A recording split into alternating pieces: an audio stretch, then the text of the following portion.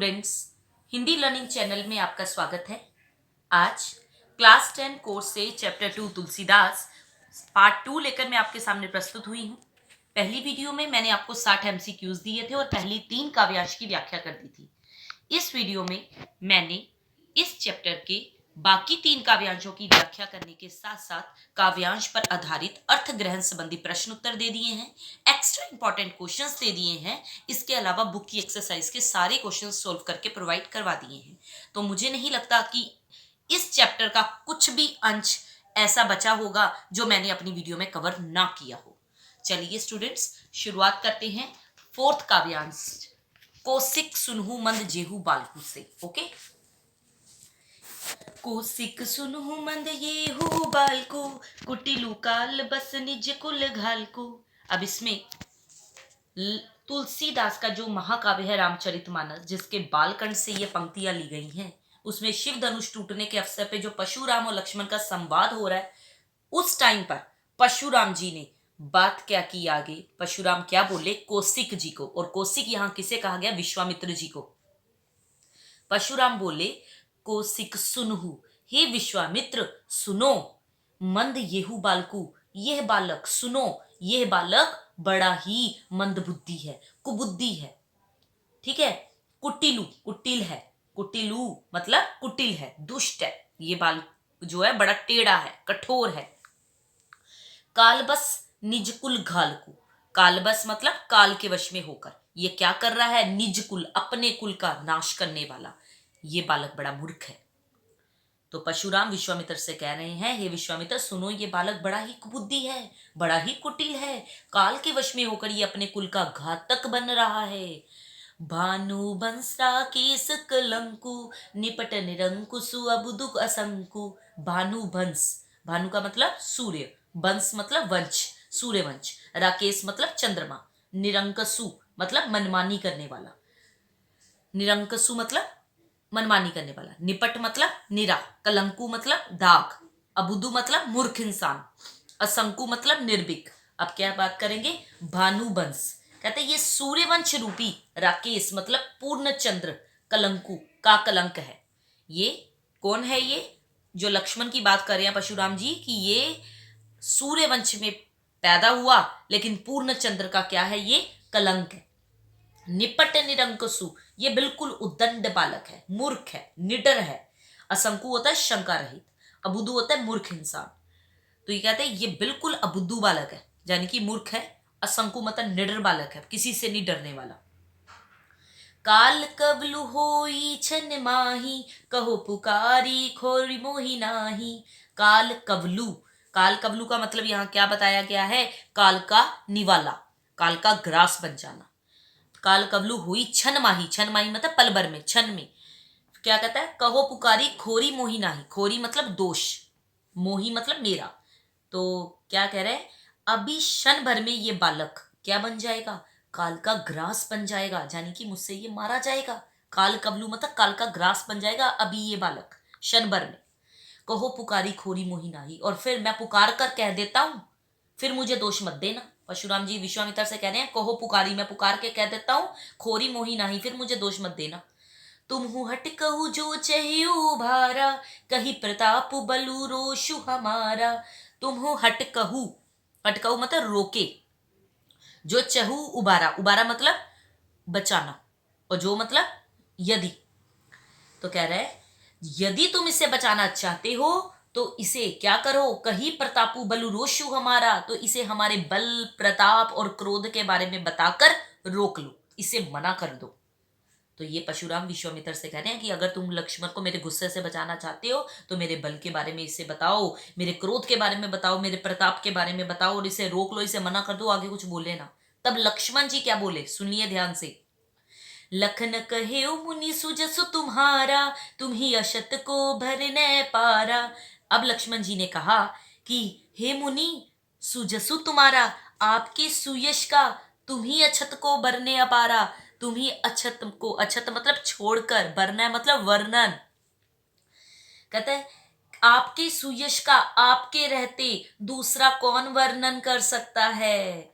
अपने मुँह तुम आपनी करनी, बार अनेक भांति बहु भरनी। अपने मुँह तुम अपनी करनी, कह रहा है परशुराम जी से लक्ष्मण जी। क्या कह रहे हैं? आपने तो अपने मुंह से अपनी करनी का बहुत प्रकार से बखान कर दी है, नाना प्रकार से बखान कर दी है। अब लक्ष्मण जी परशुराम से कह रहे हैं, गुस्सा दिलाए चले जा रहे हैं, कह रहे हैं कि आपने अपने मुंह से अनेक बार तरह तरह से अपनी करनी का वर्णन कर दिया है। बार अनेक भांति बहुबरनी, बहुत प्रकार से, बहुत तरह तरह से आपने अपना वर्णन जो है वो मेरे सामने कर दिया है। क्या? सबके सामने कर दिया है। नहीं संतोष तपुनि कछु कहयु, जनि रिसरो की दुसह दुख सहयु। नहीं संतोष, कहता है अब भी संतोष नहीं है, तू पुनि कछु कहो, तो फिर कुछ बार बार कह दीजिए।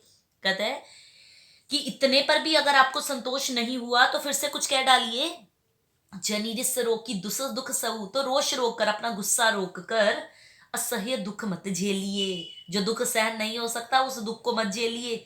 जनिरिस रोकी, तो आप जो है रिस, रिस का मतलब क्रोध, रोकी मतलब रोक कर, दुसह मतलब असहनीय दुख। तो कहता कि आप जो रोक कर अपना गुस्सा, असहनीय दुख झेल रहे हैं उसे मत झेलिए। वीर व्रती तुम धीर अशोभा, गारी देत ना पाभू शोभा। वीर व्रती, वीर व्रती का मतलब क्या हो गया कि वीरता के व्रत का पालन करने वाले। तुम धीर, धीर मतलब धैर्य, अशोभा मतलब क्रोध रहित, गारी मतलब गाली, पाभू मतलब प्राप्त करते हो, शोभा मतलब शोभा। तो क्या कहता है? आप वीरता का व्रत धारण करने वाले, धैर्यवान और शोभ रहित हैं। गाली देना आपको शोभा नहीं देता। सूर समर करनी करही, कही न जनावी आपू, विद्यमान रन पाई रिपु, कायर कथी पर तापु सियावर राम जय जय राम। क्या बोले अब वो? शूरवीर, सूर मतलब शूरवीर, शूरवीर तो समर मतलब युद्ध में क्या करते हैं? करनी करही, अपनी करनी करके दिखाते हैं। कहीं न जनावी आपू, जनावही मतलब प्रकट करते हैं। तो शूरवीर तो युद्ध में अपनी करनी करके दिखाते हैं, कहकर अपनी बढ़ाई जो है वो स्वयं नहीं करते। कहता बोल के अपनी बढ़ाई नहीं प्रकट करते जो आप कर रहे हो। विद्यमान रन पाई रिपु, कायर कथी प्रतापू, यानी कि शत्रु को रन, रन मतलब युद्ध, पाई मतलब पाकर, रिपु मतलब शत्रु, तो शत्रु को युद्ध में उपस्थित पाकर क्या करेंगे? कायर कथी प्रतापु, कायर ही हैं जो अपने प्रताप की बढ़ाई किया करते हैं, यानी कि डींगे हाँका करते हैं। तो परशुराम ने विश्वामित्र को संबोधित करते हुए इस पैराग्राफ में जो बोला उसका आंसर उन्होंने, देखो लक्ष्मण जी ने क्या कर दिया कि तो लक्ष्मण ने तो उन्हें और क्रोधित कर दिया। परशुराम का बढ़ता क्रोध लक्ष्मण की मृत्यु का कारण बन सकता था। उनकी ये जो दृष्टता थी वो सूर्य के समान चमकते, उनके कुल के लिए चंद्रमा के कलंक के समान थी। ये सारा काव्यांश अवधी भाषा में कहा गया है। तुम तो कालू, आगे आ जाइए फिफ्थ काव्यांश। तुम तो कालू हांक जनु लावा, बार बार मोहि लागी बोलावा। लक्ष्मण जी क्या कहते हैं? अब लक्ष्मण जी कह रहे हैं कि हे मुनि परशुराम, तुम तो कालू हांक जनु लावा, काल मतलब मृत्यु, हांक मतलब जबरदस्ती, लावा मतलब ला रहे हो, कि हे मुनि परशुराम आप तो मानो काल को हांक लगा लगा कर उसे मेरे लिए बुलाते हैं, यानी कि जबरदस्ती आप मेरे लिए काल को बुला रहे हैं। बार बार मोहि लागी बुलावा, मेरे लिए आप बार बार, मुझे ऐसा लग रहा है बार बार आप क्या कर रहे हैं? काल को जबरदस्ती खींचकर मेरे लिए बुला रहे हैं। सुनत लखन के बचन कठोरा, लक्ष्मण के ये कटु वचन सुनकर परशुराम क्या बोले? परसु सुधारी धरेऊ कर गोरा। परसु, परसु मतलब उनका जो फरसा है। तो लक्ष्मण के कटु वचन सुनकर परशुराम ने जो उनका फरसा था उसको सुधार कर, ठीक करके क्या कर लिया? हाथ में उठा लिया।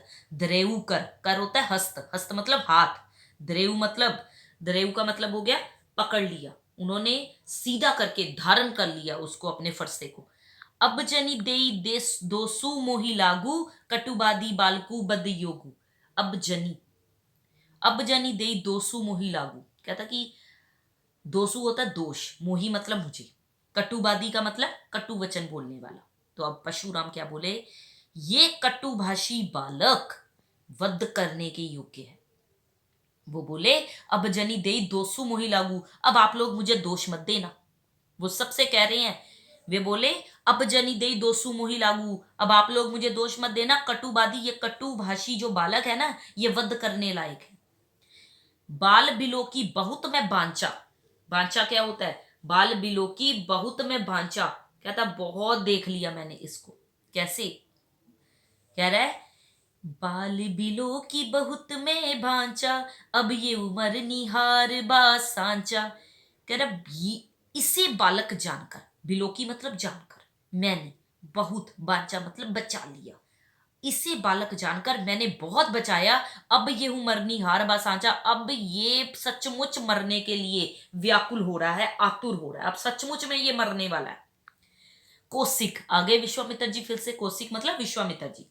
कौशिक कहा शमी अपराधु, बाल दोष गुण गण ही न साधु। देखो कितने प्यार से विश्वामित्र ने क्या कहा कि कौशिक कहा शमी अपराधु, इस पर विश्वामित्र ने कहा अपराध क्षमा कीजिए। बाल दोष, बालकों के दोष, गुण और गुणों को गणहीन साधु, साधु लोग नहीं गिनते, यानी कि ध्यान नहीं देते। देखो बात ही पलट दी। खर कुठार में अकुरन को ही, आगे अपराधी गुरु द्रोही। तो कह रहे परशुराम जी कहने लगे देखो खर कुठार में अकुरन, अकुरन मतलब करुणाहीन, खर मतलब तेज। तो कह रहे हैं कि मेरी, देखो मेरी तीखी धार वाला ये कुठार, ये जो फरसा है ना मेरा, तीखी धार वाला ये कुठार क्या है? आगे अपराधी गुरुद्रोही, मैं क्रोधी और दया रहित, और ये गुरुद्रोही और अपराधी मेरे सामने उत्तर दे रहा है। परशुराम जी बोले देखो मेरी तीखी धार वाला ये कुठार, ये जो उन्होंने हाथ में पकड़ा हुआ है, बालक समझकर लक्ष्मण के अपराधों को क्षमा करते चले जा रहे हैं। तो परशुराम ने विश्वामित्र से कहा कि मैं तीव्र कुठार लिए हुए करुणाहीन क्रोधी हूं, उस पर भी मेरे सामने अपराध करने वाला और गुरु का अपमान करने वाला सामने खड़ा है। उत्तर पे उत्तर देता चला जा रहा है, बोले चले जा रहा है, उत्तर देत छोड़ बिनु मारे, मुझे बिना उत्तर दिए छोड़ ही नहीं रहा, मैं इसे बिना मारे छोड़ रहा हूं। केवल कौशिक शील तुम्हारे, क्यों कर रहा हूं मैं ऐसे? सोहे विश्वामित्र, केवल तुम्हारे शील स्वभाव के कारण, शील होता है शील स्वभाव, अच्छा आचरण, तुम्हारे शील स्वभाव के कारण मैं इसे छोड़ रहा हूं, नम्र स्वभाव के कारण छोड़ रहा हूं, वरना मैं इसे छोड़ता नहीं। नात ये ही काटी कुठार कठोरे, गुरही उरी न छोते उहु श्रम थोरे। नहीं तो इसे इस कठोर कुठार से काट कर थोड़े ही श्रम से, गुरु के ऋण से उरीन हो जाता, यानी कि इसका मैं कुठार से काट देता, थोड़ी सी मेहनत करता और गुरु ऋण से उरीन हो जाता, बच जाता मैं। उत्तर देत छोड़ो, सॉरी, गादी सूत कै हृदय हसी मुनि ही हरि हरि सूझ, अय में खांड न उख में अजहू न बूझ अबूझ। देखिए गादी सूत कौन है? विश्वामित्र। कह हृदय, विश्वामित्र ने हृदय में हंसकर क्या कहा? मुनि ही हरि हरि सूझ, मुनि को तो हरा ही हरा दिखाई दे रहा है, अर्थात ये श्री राम लक्ष्मण को भी साधारण क्षत्रिय बालक समझ रहे हैं। अय में खांड न उख में अजहू न बूझ अबूझ। अब देखिए वो कह रहे अय में मतलब लोहे से बना, खांड मतलब गन्ने से रस से बना मीठा खाद्य पदार्थ, वो जाने कि यहाँ पर तो तलवार के रूप में यूज हो गया। उख में मतलब गन्ने से बनी, अजहू मतलब अभी तक, अबूझ मतलब ना समझ। कहता किंतु ये तो लोहमयी खांड है। खांड किसको कहा गया? तलवार को नहीं, ये तो लोहमयी खांड है, लोहे के रूप की खांड है, खड़ग है। ऊख, ऊखमय, ऊखमय कह रहा है, ऊख मतलब गन्ने की खांड नहीं है, ये लोहे की खांड है। और ये समझ नहीं पा रहे परशुराम जी, चीनी नहीं है। मुनि अभी भी बेसमझ बने हुए हैं। मुनि जो है वो अभी भी गुड़ को क्या समझ रहे हैं? वो समझ रहे हैं, मुनि तो समझ रहे हैं कि ये तो गुड़ जैसे बालक है मेरे सामने, पर उन्हें ये नहीं पता ये लोमई खांड, लोहे रूपी तलवार जैसे बालक है उनके सामने। तो परशुराम ने उत्तर दे दिया मेरा कुठार जो है बड़ी तीखी धारा वाला है, बड़ा दया रहित है, ये बालक गुरुद्रोही है, अपराधी है, लेकिन मैं इसे छोड़ रहा हूं तो सिर्फ किस लिए? आपके शील स्वभाव के कारण। तो विश्वामित्र से ये कह गए। आगे आ जाइए 6 काव्यांश। कही उलखन मुनि सीलु तुम्हारा, को नहीं जान विदित संसारा, माता पिती उरीन बहनी के, गुर रिनु रहा सोचु बड़ जी के। अब देखो क्या कह रहे हैं, कहेऊ लखन मुनि सीलु तुम्हारा। लक्ष्मण ने परशुराम को व्यंग्य में क्या कहा कि हे मुनि, भला आपके शील को नहीं जानता? कहेऊ लखन, लक्ष्मण ने परशुराम को व्यंग्य में कहा है ये बात की हे मुनि, भला आपके शील को नहीं जानता? को नहीं जान विदित संसारा, ये संसार भर में विख्यात है, सारा दुनिया जानती है आपके बारे में। माता पिती उरिन बेअनी के, आप अपने माता पिता के ऋण से तो अच्छी प्रकार से ऋण हो ही गए हैं, यानी कि मुक्त तो हो ही गए हैं अपने माता पिता के ऋण से अच्छी तरह। अब आपके ऊपर क्या बचा है? गुरु ऋणु। अब तो गुरु का ऋण है जो शेष रह गया है। सो जनु हमरे ही माथे काड़ा। सो आपके मन में उसकी बड़ी चिंता है, तो वो क्या कर रहे हो आप? हमारे माथे पर ही काढ़ा गया, यानी कि हमारे माथे पे भी निकाला गया ये गुरु ऋण। जो गुरु ऋण शेष बच गया है, जिसके लिए आप बड़े चिंतित हो रहे हो, ऐसा प्रतीत हो रहा है कि वो गुरु ऋण हमारे माथे पे लिखा है। दिन चली गए ब्याज बहु बाड़ा। ऐसा लग रहा है बहुत दिन बीत जाने के कारण ब्याज भी बहुत बढ़ गया होगा, इसलिए क्या कर रहे हो? अब आनी व्यवहारिया बोली, तुरंत देऊं मैं थैली खोली। तो कह रहे हैं इस बहुत दिन बीत गए, ब्याज भी बढ़ गया होगा, आप किसी हिसाब किताब करने वाले को बुला लीजिए, मैं तुरंत थैली खोल कर दे दूंगा, यानी कि हिसाब चुकता कर दूंगा। लक्ष्मण जी ने तो मतलब उन्हें गुस्सा दिलाने की ठान ही ली है। सुनी कटु बचन कुठार सुधारा, हाय हाय सब सबा पुकारा। भृगुबर बरसु देखावु मोही, विप्र बिचारी बचो नृप दोही। अब सुनी कटु बचन कुठार सुधारा, लक्ष्मण जी के कटु वचन सुनकर परशुराम ने क्या कर लिया? अपने कुठार को सुधार लिया, फरसे को संभाल लिया उन्होंने। और ये देखकर सारी सभा हाय हाय करके पुकार उठी। भृगुभुर भृगुभुर सॉरी भृगुभर परसु देखावहु मोही। भृगुभर मतलब भृगुवंश में कौन है श्रेष्ठ? परशुराम जी भृगुवंश के है ना। विप्र मतलब ब्राह्मण, बेचारी बच्चों नृपदोही, बच्चों मतलब बचा रहा हूं, नृपदोही मतलब राजाओं के शत्रु। तो लक्ष्मण जी के कटु वचन सुनकर परशुराम ने अपने फरसे को तो संभाल लिया, सारी सभा भी हाय हाय करके पुकार उठी। अब लक्ष्मण जी बोले, भृगुबर भृगु श्रेष्ठ, परसु देखावू मोही, आप मुझे फरसा दिखा रहे हैं। विप्र बेचारी बचो नृप दोही, पर हे राजाओं के शत्रु, मैं ब्राह्मण समझकर बचा रहा हूं। विप्र बेचारी, मैं तो ब्राह्मण समझ के आपको बचा रहा हूं और आप मुझे फरसा दिखा रहे हैं। आपको मिले ना कबहू सुबट रन गाड़े। रन गाड़े, गाड़े मतलब कह रहा है कि मुझे क्या लग रहा है, गाड़े मतलब अच्छे, रन मतलब युद्ध में। तो अब लक्ष्मण जी क्या कह रहे हैं? आज से पहले रन में आपको अच्छे योद्धा नहीं मिले, ऐसा उनको लग रहा है कि आपको कभी रणवीर और बलवान वीर मिले ही नहीं। सुबट रन गाड़े, द्विज देवता गरही के बाड़े। द्विज देवता मतलब ब्राह्मण देव, गरही मतलब घर में ही, बाड़े कहता है कि मुझे क्या लग रहा है, लक्ष्मण जी कह रहे हैं मुझे ऐसा क्यों लग रहा है कि आज से पहले आपका सामना कभी रणवीरों से नहीं हुआ, बलवानों से नहीं हुआ। हे ब्राह्मण देव, आप अपने घर में ही श्रेष्ठ हैं सिर्फ, ऐसा उनको कह रहे हैं द्विज देवता गरही के बाड़े, कि आप सिर्फ अपने घर में ही श्रेष्ठ हैं। अनुचित कही सबु लोग पुकारे, रघुपति से नहीं लखनऊ नेवारे। ये सुनकर सब लोग पुकार उठे। अनुचित कहे, उन्होंने अनुचित बात कह दी ना, सब लोगों पुकारे, ये सुनकर सब लोग पुकार उठे, ये अनुचित है, ये अनुचित है। रघुपति सियनी लखनऊ नेवारे, सियनी मतलब आंख के संकेत से, इशारे से। तब श्री राम ने, रघुपति कौन है? श्री राम। तब श्री राम ने आंख के इशारे से लखनऊ नेवारे, नेवारे मतलब मना कर दिया। अब क्या किया लक्ष्मण जी को? रोक दिया वहीं पे। लखन उत्तर आहुति सरिस, भृगुबर कोपु कृसानु। बढ़त देखी जल सम बचन, बोले रघुकुल भानु। लक्ष्मण जी के उत्तर, लखन उत्तर मतलब लक्ष्मण जी के जो उत्तर थे आहुति के समान थे, आहुति सरिस। परशुराम की क्रोध अग्नि, भृगुबर कोपु, भृगुबर मतलब जो हमारे परशुराम जी है उनकी, कोपु मतलब क्रोध अग्नि। तो क्रोध अग्नि में आहुति के समान क्या कर रहे थे? काम कर रहे थे। लक्ष्मण जी के जितने भी आंसर थे, जितने भी उत्तर थे, वो परशुराम की क्रोध अग्नि में आहुति के समान काम कर रहे थे। और इस क्रोध अग्नि को बढ़त देखी जल सम बच्चन बोले, इस क्रोध अग्नि को बढ़ते देखकर रघुकुल के, रघुकुल भानु मतलब रघुकुल के सूर्य श्री रामचंद्र ने जल सम बचन, जल के समान शांत करने वाले वचन बोले। राम तो शांत स्वभाव के हैं, वो बढ़ते क्रोध को शांत करना जानते हैं। सभा ने तो लक्ष्मण के इन वचनों को अनुचित कहा, मैं ब्राह्मण समझ के आपको बचा रहा हूं, आप अपने घर में ही श्रेष्ठ बने, आपको रणवीर मिले ही नहीं। लेकिन राम जी ने क्या किया? राम जी ने बड़े शांत स्वभाव से बढ़ते हुए क्रोध को शांत कर दिया। तो ये था हमारा राम लक्ष्मण परशुराम संवाद का पाठ, जिसमें परशुराम निरंतर अपने बल पौरुष का बखान करते जा रहे हैं और लक्ष्मण जी जो हैं वो उनका उपहास करते जा रहे हैं।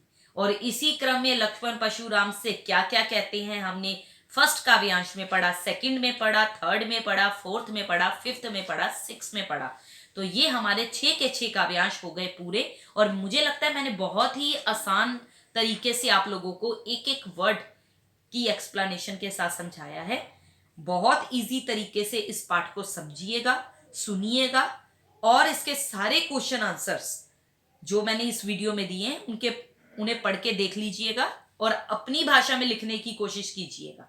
ठीक है स्टूडेंट्स, बाकी काव्यांश के आधार पे परशुराम की चरित्र की विशेषताएं भी आपको पता चल गई हैं। परशुराम लक्ष्मण से अपने फरसे की ओर देखने की बात क्यों कह रहे थे ये भी आपको पता चल गया होगा, क्योंकि अपने बल प्रताप दिखाना चाहते थे ना। तो परशुराम अपने बल प्रताप के अलावा लक्ष्मण को फरसे की कठोरता का ज्ञान कराना चाहते थे। और कौशिक आपको बता दिया मैंने, विश्वामित्र जी को कहा गया है। रघुकुल के परंपरा की विशेषताएं भी बता दी है कि हमारे यहाँ जो देवता होते हैं, ब्राह्मण होते हैं, ईश्वर भक्त होते हैं, गायें होते हैं, उन पर वीरता नहीं दिखाई जाती। इन्हें मारने से पाप लगता है और हार जाएं अगर इनसे तो अपयश मिलता है खानदान को। ये भी आपको बता दिया गया है। कुमड़बत्तिया के बारे में भी बता दिया है कि लक्ष्मण परशुराम को बिना किसी डर के बता देते हैं कि हमें कुमड़बत्तिया की तरह सामान्य बालक ना समझे, निर्बल समझने की भूल ना करें। जो फल तर्जनी के दिखाने मात्र से मुरझा जाते हैं वो आपकी उंगली से डरने वाले नहीं है। और परशुराम के गुरु कौन थे बच्चों? परशुराम के गुरु थे शिवजी। शिवजी से एक बार परशुराम जी ने गुरु दक्षिणा मांगने के लिए कहा था, तब शिवजी ने गुरु दक्षिणा के रूप में शेषनाग का मस्तक मांग लिया था। और लक्ष्मण जी जो है वो शेषावतार थे। लक्ष्मण जी उसी गुरु ऋण से मुक्त होने का उपाय अपने मस्तक को काटने के रूप में बता रहे हैं इस पाठ में। ध्यान से सुनिएगा और ध्यान से समझिएगा, आपने रामायण देखी ही होगी। और परशुराम शिव के परम भक्त थे।